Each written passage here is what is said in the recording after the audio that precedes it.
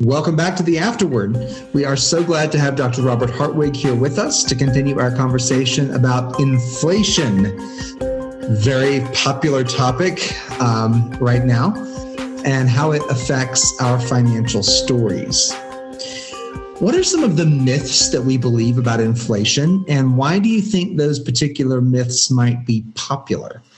Well, right now, many people have come to believe that higher inflation today essentially means that it's the end of the American economy as we know it, and times have never been worse. This is one of the biggest myths I'm running against these days. What this suggests is, again, many people don't have a very strong sense of economic history. I can point to you many times, even in U.S. economic history, or certainly, the period between World War I and World War II in Germany, where people were using wheelbarrows of money because we had hyperinflation, the price of everything doubling every couple of hours in some cases, in a situation like that. So the reason why this is a myth is because of the fact that behaviorally as humans, we tend to focus on the last thing we heard or saw. And because every day, most of us drive past a gas station and we can see the big sign and the price of gas is higher than it was the day before. Or we go to the grocery store once or twice a week and we can see that the price of chicken or lettuce is higher than it was the week before. We've come to believe that many people will come to believe that prices are going to rise upward rapidly and for an indefinite period of time.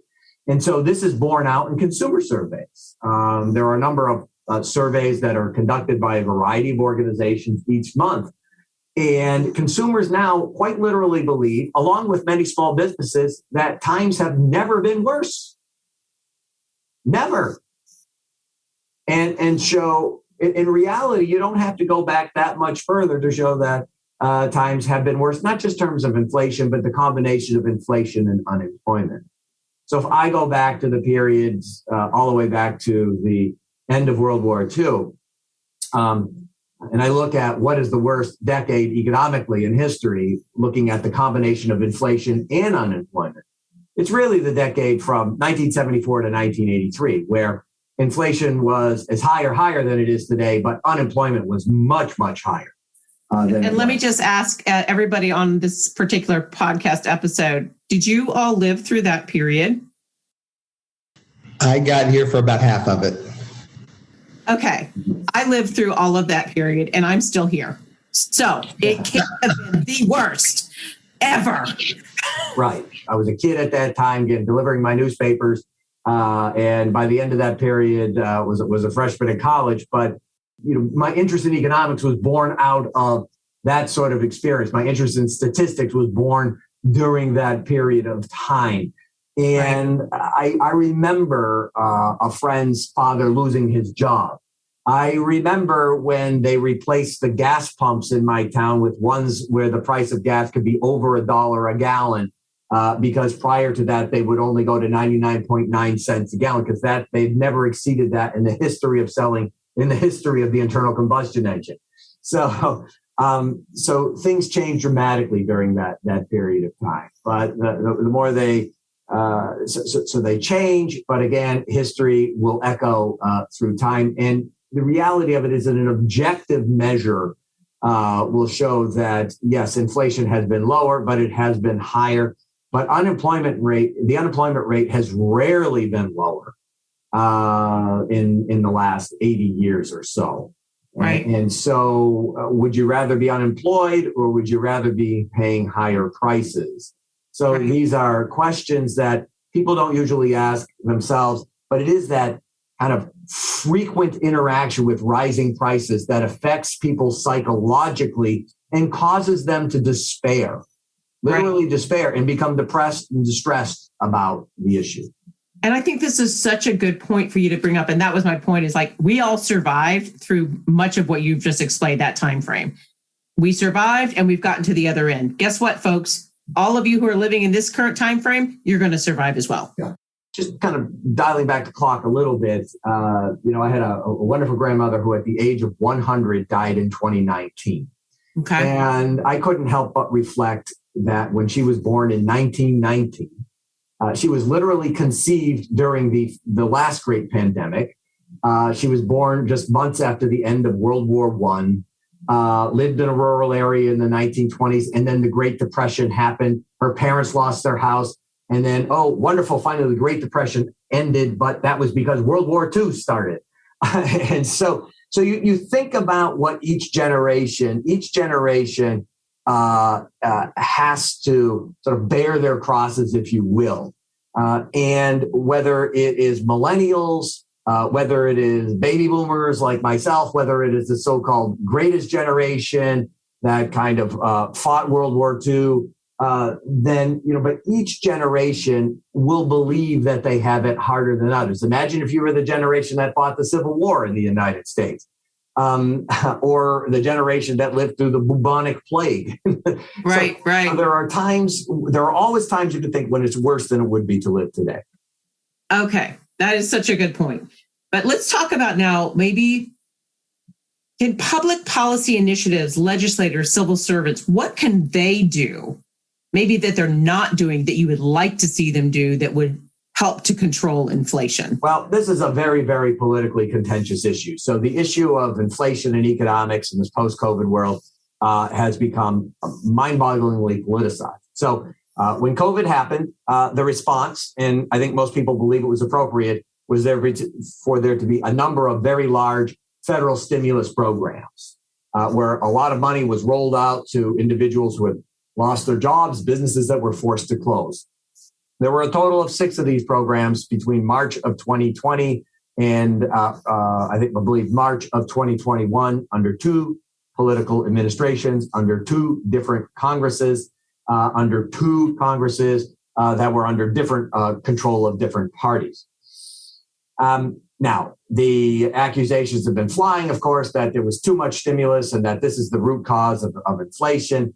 We could sit here and argue all day about that. But so public policy makers did act to try to blunt the effects on people who had lost their jobs and businesses who had to close. You could argue that ultimately they went too far. So, but if they hadn't done anything, we would have most certainly fallen into a depression. And we as Americans would have believed our public servants had failed us. So the question is, did they err on the side of caution and overstimulate the economy rather than unstimulate it to avoid what could have been a prolonged, very deep recession? We could sit here and argue that all day long, and quite frankly, economists will study this for the next 30 years. And whether they'll come to a conclusion or not is unclear. Sure, all the stimulus was ultimately inflationary. At the same time, it did prevent the recession. So you could argue both were true, potentially. What should be done now? Okay, we have behind this also the Federal Reserve increased the money supply. Now the Federal Reserve is raising interest rates, trying to reduce the sort of liquidity and spending power of individuals out there in the economy to try to reduce inflation. So Congress spends a lot of money, and it's the job of the Federal Reserve to try to rein in some of that spending that is occurring. It's a very, very difficult job to do. At the local level, when you think about it, the effects of COVID were so large and the economic impact, the macroeconomic instability that resulted, it was beyond the ability of your local town officials, your county officials, your state officials to really do anything except around the edges with respect to this. They could extend some state programs and so forth and maybe try to expand them, but it was largely a federal effort. But the whole issue has trickled down and become, unfortunately, a monstrous political hot potato that we are watching be broadcast 24/7 on the news networks as we head to the midterm elections. Yeah. We do live in kind of a 24/7 media cycle now, and all things economic have become very, very heavily politicized in the current environment. Interesting. Okay. Well, I can't do much other than show up and vote in November. I can't do much about the way that the federal government handles inflation. what can I do to handle inflation better at my house? You kind of touched on this with, we can buy cheaper products. But other than that, what can we do to mitigate the effects of inflation at home? Right. So at home, if you're concerned about the effects of inflation, I'd say sit down with your family, make a budget, prioritize. So obviously your rent is going to be, you need food and shelter. You're going to have to prioritize those sorts of things. Hopefully your shelter costs are relatively fixed. If you have a mortgage, if you have rent, hopefully that won't change for a period of time, although rent could certainly go up. What you need to do is look at your expenses over the next year or two, because inflation isn't going to go away overnight, and then look at your income flows. So balance your income, your cash inflows against your cash outflows, and are they going to add up effectively? Do you have enough cash inflow to meet the outflow, given the outflow is going to increase as a result of inflation? If they don't meet, you either need to cut back on expenses in one way, shape, or form by substituting less expensive products for others, or you're going to cut other things out, like discretionary activities, such as taking a vacation or taking a less expensive vacation. Do you need Hulu, Netflix, and Amazon and HBO Max, or can you deal with just one of them or none of them? Okay. Do you need the iPhone 14 that's about to come out this holiday season? Maybe, maybe not. So there are lots of changes that people could make. At the same time, I will tell you that, today there's a reason why airfares are very high, hotels are very high, and Disney is raising their admission rate. The reason is because people are willing to pay. Flying is discretionary for most people. Going to Disney, nobody has to go there. Staying at a beachside resort in Key West is not something that anybody has to do. Nevertheless, the cost of all of these things continue to rise at a pace even above the pace of inflation, as people are creating demand. So think about, do you need to do those sorts of things? Get your budget to work out. Think about planning not just the next year, but the next 2 years. It's probably going to be a 2-year period of time before inflation really ratchets down. If it's not working out, as I said earlier, as I hinted at earlier, you need to think about what you can do to enhance your income. Don't sit there and wait for it to happen to you. Don't sit there and wait for your boss to wave his hand or her hand and say, you know what, Joe, you know what, Amy, you know what, Holland, I am going to give you an 8.5% raise. That's not going to happen. Okay, you're going to have to be me Inc. You got to be me Inc. You got to take ownership of your own destiny when it comes to income. And many people don't do that because it's somewhat uncomfortable. You might need to go in there and ask for a raise. You're a good employee. You're going to deserve it. And you'll likely get it in this tight job market. But your boss isn't just going to walk out of his office one day and hand it to you. Okay? It may mean you need to change jobs where you will see the largest increases, which will probably put you ahead of inflation. All right? But those are bigger, bolder moves. And not everybody's willing to do that. But don't sit there and be a victim of inflation. You can actually turn it to your advantage by making smart choices in your budget and smart choices in terms of your career. You can also, sort of a third wheel of this is look at your investments.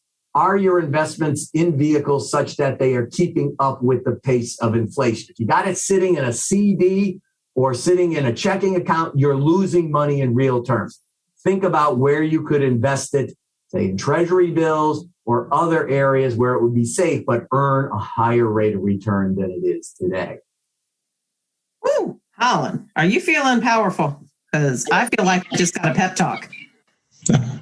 Like we can actually do something. We don't have to sit at home and be victims of all these numbers that flash across the screen at us during the news. That's right. We, for centuries as for all of human history, viewed ourselves as being essentially helpless in the face of risks of all sorts. We just, for instance, we would think, well, if there's a big storm, that's because and it destroyed my community, that God was punishing us. That's how we typically thought about these things historically. Same thing with our economic fortunes. We have to understand that we are in control of many of these things. We control much of our own destiny. Much of it has to do with our thoughtfulness and the effort we are willing to put into solving these problems that confront us every day of our lives. And if we put some effort into that, then we will be able to get through these periods perhaps even better than we entered them, because during every disaster, there is created opportunity. And if you can take advantage of that opportunity, rather than just thinking about being victimized and being a victim, you'll set yourself up better for success in the future. Ooh, that needs to go on a t-shirt. Every disaster has creative opportunity. I love that. That is amazing. All right. So you mentioned a wonderful phrase that Mark Twain used about history rhyming in our first episode. I'd like for you to put your prognosticator hat on and tell us how long you think inflation is going to stay with us, and what do you think is going to make it go down? Well, we're at about 8.5% today, 8.3% as of August. The expectation is for about 8% on average through in 2022, for about 3.7% or so in 2023. So coming down significantly before we're somewhere between about 2.5% and 3% in 2024. The Federal Reserve wants an inflation rate of about 2%. I think it would personally be satisfied at 2.5% if there's a nice low unemployment rate in that period of time. So that's what we're looking at. So the biggest deceleration in prices is in the months ahead, being driven by deceleration in energy prices. We're also seeing it in a variety of other areas. I think it'll really begin to manifest itself in the last quarter of this year and into 2023, as the impacts of the Federal Reserve raising interest rates really begin to take a toll on certain segments of the economy that had been really driving inflation, such as the price of new homes. And that's where a lot of people kind of are sort of schizophrenic about this idea, because people like to see the value of the home that they own go up. They say, wow, I could sell my home for a huge amount right now. The problem is, if you tried to sell it, you wouldn't be, be able to buy an inexpensive home. But people look at their home as kind of a store or a measure of their value. And of course, your home becoming more expensive means it's less affordable for somebody else. And so, especially with rising interest rates. When we think about the consumer price index, again, we think about the major components. Shelter is one of the biggest components, meaning what you pay for your mortgage, what you pay for your rent, what you're paying for everything that goes into maintaining your home. That's a big piece. Many people spend a third or more of their income on that alone. And then such things as energy, of course, transportation, those are big chunks of income for a lot of people also. And then food being kind of the third wheel of that. And so as we're beginning to see certainly energy prices decline, we're seeing the price of shelter flatten out. It's unlikely to go down or crash like it did the financial crisis, but it will slow or potentially flatten out. This will take the wind out of the sails of inflation, particularly at the end of this year and into 2024. 2023. Okay. I like that history kind of rhymes, but doesn't. Because I certainly would not want to see it rhyming to 2007, 2008. No, we certainly would not. No one's under the expectation that we'll see a repeat of 2007 to 2008. That was a period of time when we saw the unemployment rate rise to as high as 10%. In the current cycle, the expectation is we'll likely hit somewhere around 5.1% or so, at which point the Federal Reserve will probably begin to dial back interest rates. It'll feel the economy has cooled off sufficiently and inflation rate is sufficiently low that it can begin to take some pressure off the economy, which will then in turn stimulate demand once again and probably stimulate some employment. So history will not repeat itself, but there will be, I would say, a rhyme, but it'll be more a little more subtle. It'll be a haiku or something. You're going to have to think about it more. Oh, I like the way you're thinking about that. That's a great thought. I like that. Well, you may have done this 2 or 3 times already, but let's nail one down here to wrap up the episode with. What's a metaphor to help us understand inflation? Everybody has a different metaphor for inflation. For some people, that metaphor is going to be the price of gas at the pump. For some people, it's going to be the cost of their favorite cut of steak at the grocery store. For others, it's going to be the cost of their favorite meal at that restaurant that they love to go to every weekend. So inflation is idiosyncratic. You might read the headline number that says 8.3% for August of 2022. But what it is for you, Amy, what it is for you, Holland, what it is for me is different, because inflation impacts us psychologically. And how each of us assess the impact of inflation might be very different from how it actually impacts our purchasing power. Inflation affects us as much psychologically as it impacts us economically. Wow. That's wow. Yep. It's like mic drop. Yep, that's it. Inflation affects us as much psychologically as it does economically. Exactly. Yep. And we can see that today, given the heated rhetoric about inflation that has really dominated, the political debate that we have today. For sure. And but go back to your original the image that you painted of people taking wheelbarrows full of cash in 1920s Germany down to the bakery. And a few hours later, they would have had to take 2 wheelbarrows full of cash. You can think how that would have impacted you psychologically during that period of time. Yeah. And so I just might ask people to kind of to step back for a moment and think about prices rising at an 8.5% annual pace versus 100% every couple of hours. And so we're talking about, many, many orders of magnitude. You can think about psychologically, people in 1920s Germany really did come to believe that there was no hope. And that lack of hope, that despair literally gave rise to Hitler, the Nazi regime, and began World War II. So you want to talk about how economic history is tied to geopolitical history, World War II arguably being the most dramatic geopolitical event of the 20th century. It was those economic events that made Germans feel that they were repressed and depressed by the entire world, suffering from hyperinflation. That literally led to the rise of Adolf Hitler, the Nazi Party, and ultimately began World War II. Oh, Holland, you brought it all the way back full circle.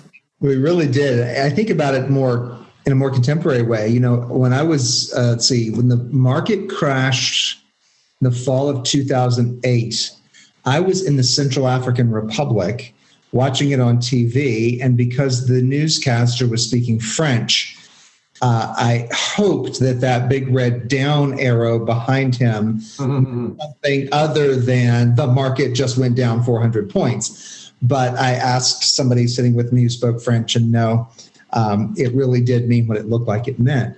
But around me in that trip to Central Africa, we were spending 40, 50,000 Central African francs on a meal, because the Central African franc it took several thousand to make $1.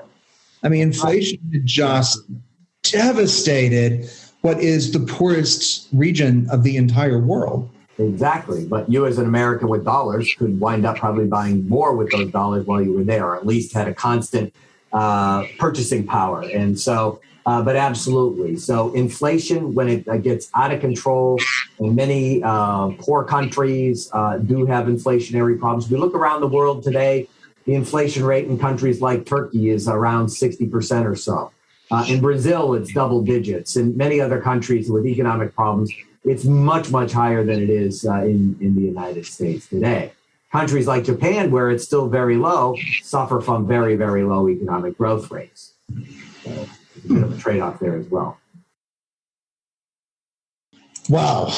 Well, thank you very much for educating us on inflation and its role in economics and touching on its role in political life and certainly its role in just the family budget. This has really been an interesting conversation and a very applicable one. Mm-hmm. How can folks connect with you and learn more about what you're doing? Right. So they could certainly a number of ways to connect with me. People could connect with me on LinkedIn. I'd love to have them connect with me on LinkedIn. So you type in my name and I'll come up. If a couple of Robert Hartwigs come up, you can type in Robert Hartwig, University of South Carolina. You'll find me.